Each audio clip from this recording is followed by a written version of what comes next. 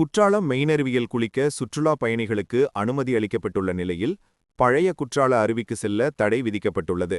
தென்காசி மாவட்டம் மேற்கு தொடர்ச்சி மலைப்பகுதிகளில் கடந்த சில தினங்களாக கனமழை பெய்ததில் மேற்கு தொடர்ச்சி மலை பகுதிகளில் உள்ள நீர்வீழ்ச்சிகளில் காட்டாற்று வெள்ளமானது ஏற்பட்டது.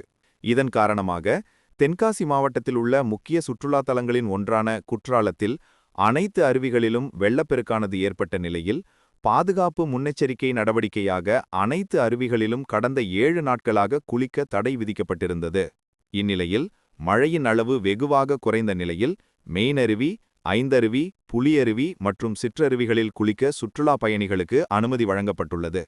மேலும் தரைத்தளங்கள் உடைமாற்றும் அறைகள் பணிகளை முடித்து சுற்றுலா பயணிகள் பயன்பாட்டிற்கு அருவியில் குளிக்க அனுமதிக்க வேண்டும் எனவும் சுற்றுலா பயணிகள் கோரிக்கை விடுத்துள்ளனர்.